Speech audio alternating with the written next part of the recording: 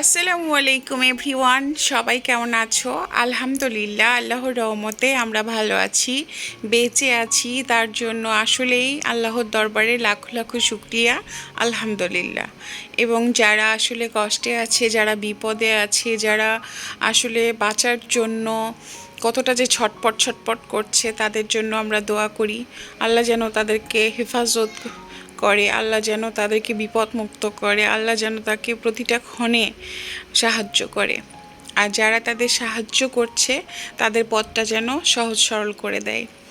এই বন্যার পানি আর আসলে চোখের সামনে এত কষ্ট দেখে দেখে না একেবারে ভালো দিনকাল কারোরই কাটছে না। আমি মনে করি আমরা মানুষ হিসেবে আরেকজনের কষ্ট দেখলে কিন্তু আমাদের খুবই খারাপ লাগে। তো যার কারণে আসলে আমার গত ব্লগেও আমি বলেছি যে আমাদের একটাই করণীয়, সেটা আমরা দোয়া করতে পারি বা যার যার যতটুকু সামর্থ্য অনুযায়ী সাহায্য করতে পারি। বরাবরের মতো আমার আজকের ব্লগটাও কিন্তু আমার হোম অর্গানাইজ নিয়েই, আমার ডেলি লাইফ স্টাইল, আমার জীবন নিয়ে। তো আমি মনে করো সকাল থেকে আজকে ব্লগটা স্টার্ট করেছি। আজকে সকালবেলাতেই ওদের বাবা গিয়েছিল বাজারে, বাজার এনেছে বটে কিন্তু কিছু ফ্রুটসও এনেছে, আর একদম হলুদ হলুদ কালার আমগুলো। আর এই আমগুলো কিন্তু মিষ্টি হয়, কিন্তু তোমার মানে চুচাটা না খুব মোটা হয়। আর আপেলও এনেছে বেশ কিছু। আর আমার বাসায় যেহেতু আমার শাশুড়ি মা অপারেশনের রুগী, এদিকে আমার বাচ্চারাও ফ্রুটস খায়, যার কারণে অলওয়েজ আমার বাসায় সবসময় ফ্রুটস রাখি। আর আসলে বিশ্বাস করবে কিনা জানি না, তবে আমার মনের কথা আমি তোমাদের সঙ্গে শেয়ার করব। কোনো কাজে একেবারেই মন বসে না, সত্য কথা। মনটা চাই যে সব সময় মোবাইল দেখি, সব সময় টিভি দেখি। কেননা সব সময় এই মনে করো মানুষের যে একটা কষ্ট, বিশ্বাস আমার আমার ভালো লাগে না। ইভেন তোমার সব সময়ই মনে হয় যে তাদেরকেই দেখি, আমার সংসারের সমস্ত কাজকর্ম পড়ে থাক, কিন্তু আসলে বাস্তবতাটাও তো ভিন্ন। কাজও করতে হয়, সব কিছুই করতে হবে। আর আমি যদি একা থাকতাম, একা একটা বাসায়, আর মানে পুরো সংসার থেকে যদি একটু ছুটি নিতে পারতাম, তাহলে অবশ্যই হয়তো বা সেটা সম্ভব হতো। কিন্তু ওই যে বললাম না, বাস্তবতাটা কিন্তু আমাদের লাইফে ভিন্ন রকম, যার কারণে আসলে কোনো কিছুই থেমে থাকে না, চলতেই হয়। তো আমি প্রথমে তোমার ফলগুলো সুন্দরভাবে অর্গানাইজ করে সাজিয়ে নিলাম। যার যখন যেটা লাগবে সে তোমার ডাইনিং টেবিল থেকে নিয়ে নিবে।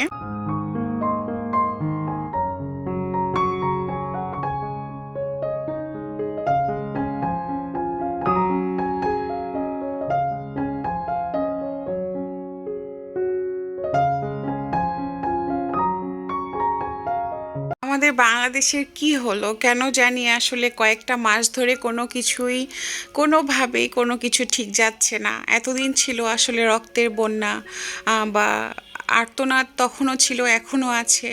এখন শুধু একটু ভিন্ন, যে এখন শুধু পানির বন্যা, তাই না? শুধু এখন পানি আর পানি, চারিদিকে পানি ছড়িয়ে যাচ্ছে। এদিকে মানুষের রাস্তাঘাটও বন্ধ হয়ে যাচ্ছে।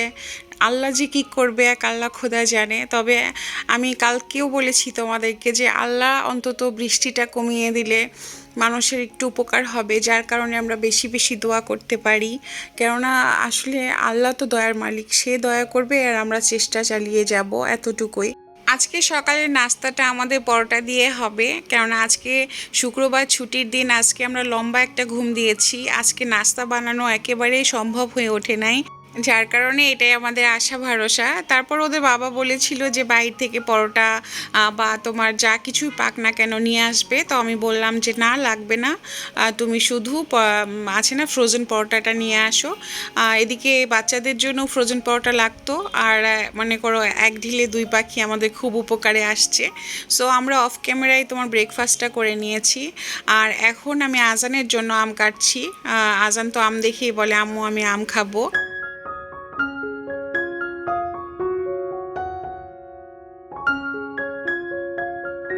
আজকে আমার দুপুরের রান্নায় স্পেশাল খাবার থাকছে, আর সেটা হচ্ছে যে কাচ্চি বিরিয়ানি। আমার ছোট ননদ আসার পরে আসলে তেমন কোনো কিছু বিশাল আয়োজন করে খাওয়ানো হয় নাই। আর বিরিয়ানি এটা আমি রান্না করে খাবো, এটা আমার তৃপ্তি। আমি তো বাহির থেকে এনেও খাওয়াতে পারতাম, তাই না? আমরা যখন তখন মন চাইলে নিয়ে এসে আসলে কিনে খেতে পারি, বাট আমি চেয়েছি যে আচ্ছা ঠিক আছে, শুক্রবার, তারপরে বাসায় সবাই আছে, আমার আমার দেবর আছে, ননদ আছে, স্পেশাল একটা বিরিয়ানি হয়ে গেলে সবাই আসলে সুন্দরভাবে খাওয়া যায়। তো আমি তোমার সব কিছু বাটাবাটি করে নিয়েছি, আমাকে গাজর আপাটা বেটে দিয়েছে। আর আমি তোমার হচ্ছে যে ওই যে জয়ফল জয়ত্রী থাকে না, এটা ব্লেন্ড করলে কেন জানি তোমার ভালোভাবে হয় না, যার কারণে আমি জয়ত্রী আর হচ্ছে যে জয়ফল এগুলো একটু বেটে নিয়েছি। তো আপা বলছিল যে বাদামটা আবার ব্লেন্ড করবেন কেন, আমাকেই দেন, আমি বেটে দেই। তো আমি তোমার পেঁয়াজ ব্লেন্ডার করে নিয়েছি, আদা ব্লেন্ড করেছি, আর রসুন ব্লেন্ড করেছি। আর সব কিছু দিয়ে এখন আমি তোমার মাংসটা হচ্ছে যে সুন্দর করে ম্যারিনেট করে নিব। আর এই মাংসটা কিন্তু কোরবানির মাংস। শুক্রবার এমন একটা দিন আসলে যত লেট করে ঘুম থেকে উঠবে কাজে ততটাই বিঘ্ন ঘটে যায়, এরকমটা তো আমার ক্ষেত্রে হয়। আসলে মিথ্যা কথা বলে লাভ নেই, শুক্রবার আসলে না আমি একটু ঘুমাই, মনে হয় যে এই দিনটাতে তো আমারও ছুটি, কেননা সপ্তাহে 6টা দিন বাচ্চাদের পিছনে তোমার সেই ভোর 5:30 6টায় উঠতে হয়, বাট শুক্রবারটা একটু রেস্টের দিন এরকম মনে হয়, মানে মন খুলে ঘুমানো যায়, যার কারণে একটু লেট হয়ে গেলে উঠে তারপর তোমার কাজে এলোমেলো হয়ে যায়। তারপরেও আমি যথাসাধ্য চেষ্টা করি যেন নামাজ পড়ে এসে আসলে তারা বাবা ছেলেরা যেন খাবারটা ডাইনিং টেবিলে পায়। আর সবসময় শুক্রবারে একটু স্পেশাল কিছু রাখার চেষ্টা করি, যেহেতু অফ ডে, বাসায় সবাই থাকে। আর ওই দিনটা আসলে মনে হয় যে একটা ঈদের দিন, শুধু মনে হয় দিয়ে না, আসলে আমাদের মুসলমানদের জন্য শুক্রবার কিন্তু আসলে একটা ছোট ঈদের সমান।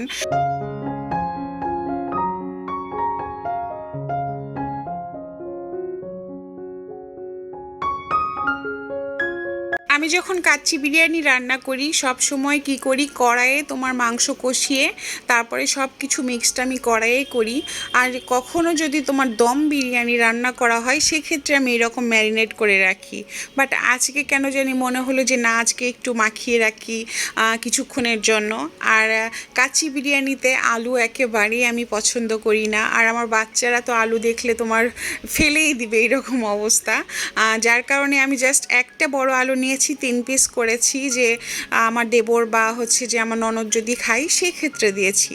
আর আমি তুলে দিলাম আমার হচ্ছে যে বিরিয়ানি রান্না।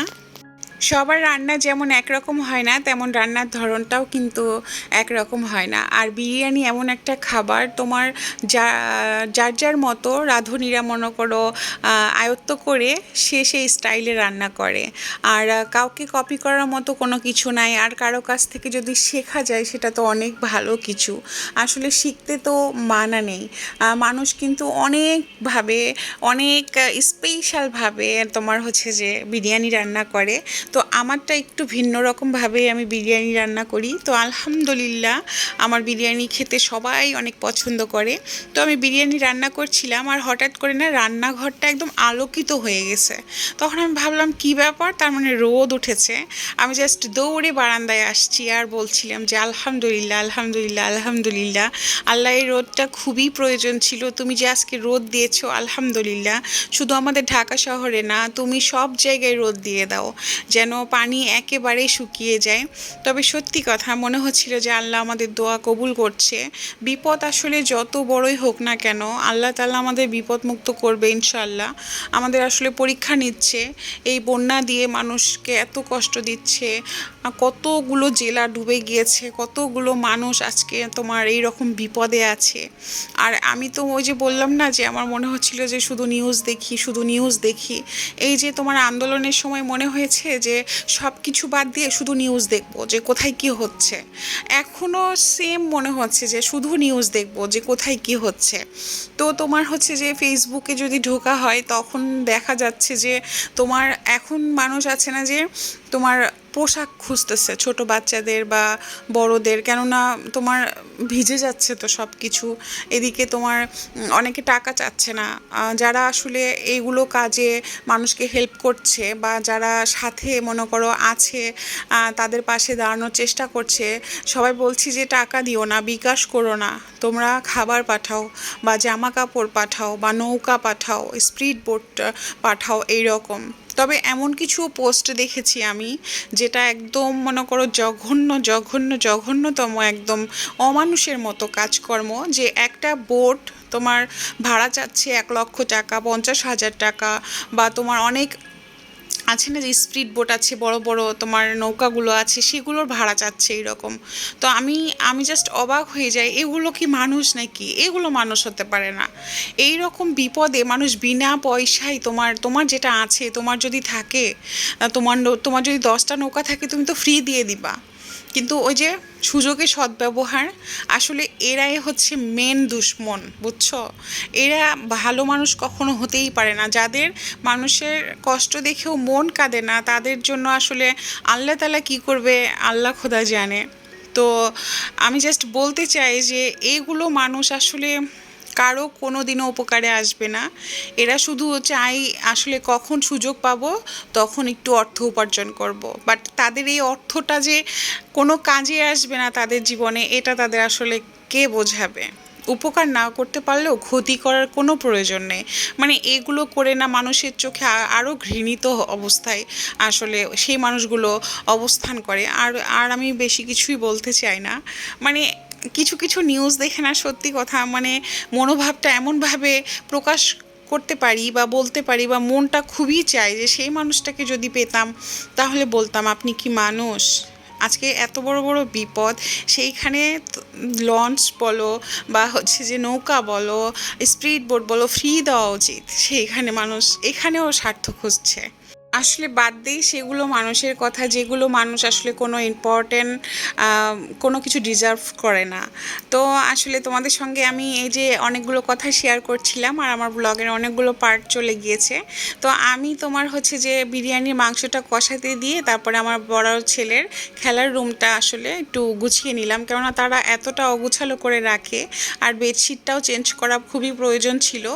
আর যেহেতু তোমার এই গরুর মাংস একদম নরম হতে অনেকটা সময় লাগে, যার কারণে একটু মনে করো আমি অনেকগুলো সময় পেয়েছি, যার কারণে আমি সেই ঘরটাও গুছিয়ে নিতে পারলাম।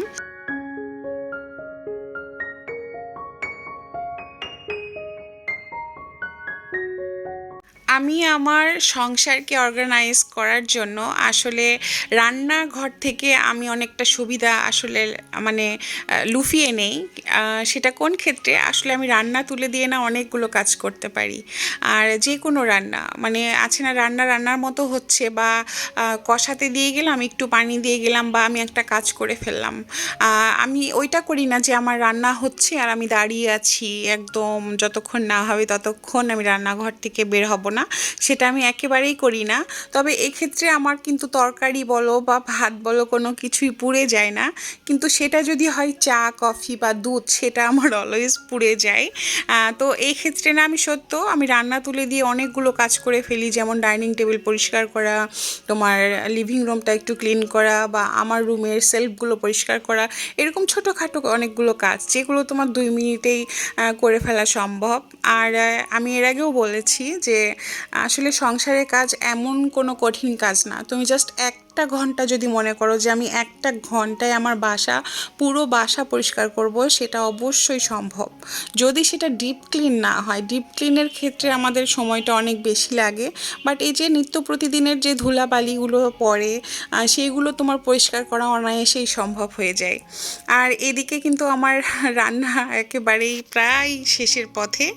যে আপু বা ভাইয়া এতক্ষণ পর্যন্ত আমার ব্লগটা দেখলা, আমি আশা করব তোমাদের ভালো লেগেছে। অবশ্যই একটা লাইক দিও, আর যদি অনেক বেশি ভালো লেগে যায় অবশ্যই চ্যানেলটা সাবস্ক্রাইব করে আমার সাথে থেকে যেও। আর আজকে আমি কিন্তু বিরিয়ানির তোমার প্রত্যেকটা পার্টই শেয়ার করেছি, বাট রেসিপিটা আমি শেয়ার করি নাই। তো তোমরা যদি বিরিয়ানির রেসিপিও চাও, বা A to Z বিরিয়ানি আমি কিভাবে রান্না করি সেটাও যদি চাও, অবশ্যই আমাকে জানিও। আর আমার ভিডিওর যে কোনো একটা পার্ট যদি তোমাদের ভালো লাগে, অবশ্যই লাইক এবং সাবস্ক্রাইব করতে ভুলো না। আর বিরিয়ানিতে যা কিছু লাগে আমি সব কিছু তো তোমাদের চোখের সামনেই করেছি। আমি সব কিছু বেটে নিয়ে মাংসটা মাখিয়ে নিয়ে আধা ঘন্টার মতো রেখেছিলাম, তারপরে তোমার তুলে দিলাম। আর মাংসটা যতক্ষণ পর্যন্ত নরম না হয়েছে, কেননা বিরিয়ানিতে মাংস একদম নরম হতে হবে, শক্ত মাংস একেবারেই ভালো লাগে না। আর যেহেতু টক দই থাকে একটু তো চিনি অ্যাড করতেই হবে। আর ঝাল তোমার উপর ডিপেন্ড, বা তুমি যদি মিষ্টি একদম আছে না বিরিয়ানি খেতে চাও সেটাও তোমার উপর ডিপেন্ড, ওইটা পরিমাণ মতো দিতে হবে এতটুকুই। আর আমি আলাদাভাবে কিছু মাংস উঠিয়ে নিলাম, তারপরে তোমার রাইসটা দেওয়ার পরে মাংসটা আবার উপরে দিচ্ছি, এর উপরে আবার আমি রাইসটা দিয়ে দিব।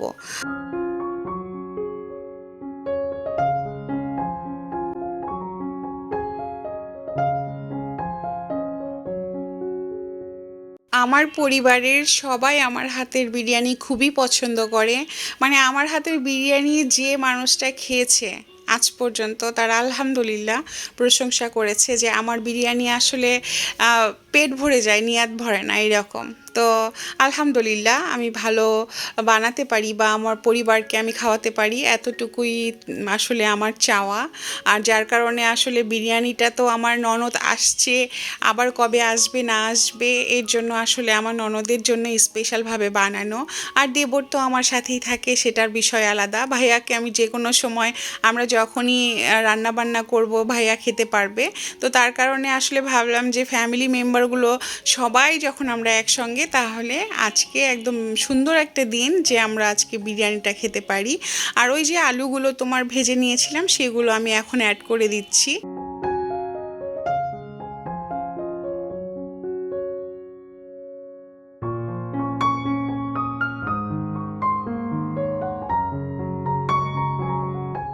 বিরিয়ানিটা কিছুক্ষণের জন্য তোমার একটু দমে রাখলাম, আর এদিকে ওরা নামাজ পড়ে চলে এসেছে আর কোকাকোলাও এনেছে সাথে। আসলে বিরিয়ানির পরে একটু কোকাকোলা না খেলে চলেই না। আর এই যে দেখো আমার বিরিয়ানি, আর আলহামদুলিল্লাহ বিরিয়ানিটা অনেক ঝরঝরা হয়েছে, অনেক সুন্দর হয়েছে।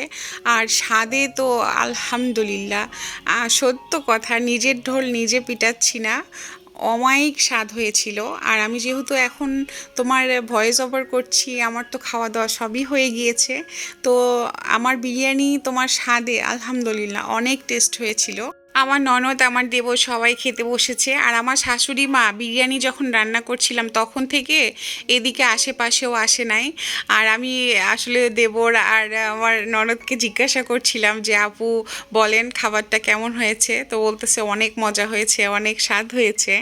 আর আমার শাশুড়ি উল্টা, উনি তো মনে করো গন্ধ শুনেই নাকি ওনার হচ্ছে যে বমি আসছিল, বা মনে হচ্ছিল যে গ্যাস গ্যাস পেটটা ফুলে গিয়েছে এইরকম। তো যার কারণে আমার শাশুড়ি মা বিরিয়ানি একেবারেই খাইনি।